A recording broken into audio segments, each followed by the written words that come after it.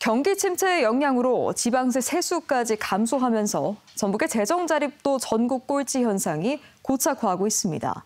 그동안 만년 꼴찌를 기록하던 전남해까지 역전되는 상황이 이어진 건데요. 지역 경제를 일으킬 산업 기반을 확충하지 못한 결과가 세수 감소와 재정 불안으로 이어지고 있어 우려가 커지고 있습니다. 유룡 기자입니다. 전주시는 내년에 에코시티에 아껴뒀던 공공청사 부지를 매각하겠다는 고육지책을 세웠습니다. 군데군데 남겨진 자투리 땅이라도 모조리 처분해 서둘러 1,000억 원을 마련해 빚을 갚는다는 계획입니다. 수년째 빚을 내 재정을 꾸려나가다 보니 어느새 채무가 6천억 원에 달하기 때문입니다.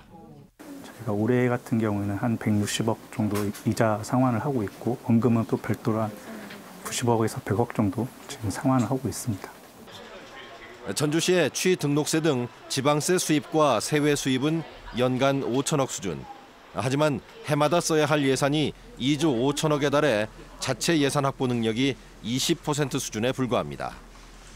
벌써 1년간 걷어들일 지방세 수입보다 많은 돈을 은행에서 당겨 쓰다 보니 전기차 보조금 100억 원 등 각종 사업에 제동이 걸렸습니다. 실제 전주시의 재정 자립도는 지난해 21.7%로 지난 2016년 30.4%에서 크게 후퇴해 의회에서도 우려의 목소리가 나오고 있습니다. 세입은 줄고 무분별한 세출이 계속된다면 전주시의 재정 판탄은 시간 문제일 것입니다. 그 피해는 고스란히 시민들에게 돌아갈 것입니다. 도내 전역을 살펴보면 군산과 익산, 완주, 김제가 간신히 10%대를 유지하고 있고 나머지 시군은 자립도가 6% 선까지 떨어져 자생력을 잃은 지 오래입니다.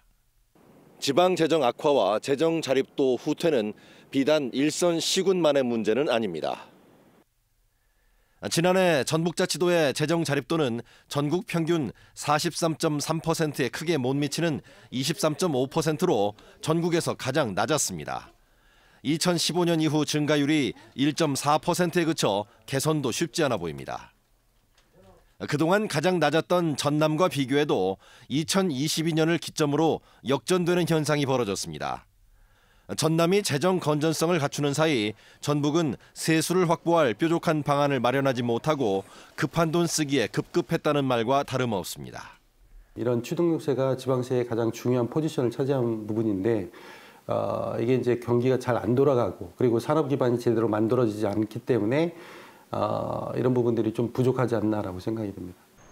실제 전남은 1인당 지역 내 총 생산이 꾸준히 증가해 지난 2022년 기준 5,437만 원으로 전북의 3,442만 원을 크게 앞질렀습니다. 여수, 광양이 1인당 1억 원을 웃돌 때 전북은 그나마 높다는 완주가 6천여만 원에 그쳐 제조업 생산 기반을 다지지 못한 것이 생산과 소비 침체로 이어진다는 분석입니다.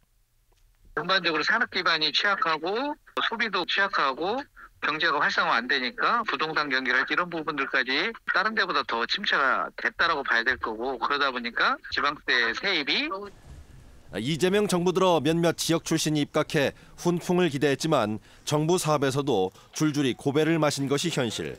산업 기반 확충을 통한 지역 경제 활성화, 지방 재정 자립의 길이 갈수록 요원해질지도 모른다는 우려가 팽배합니다.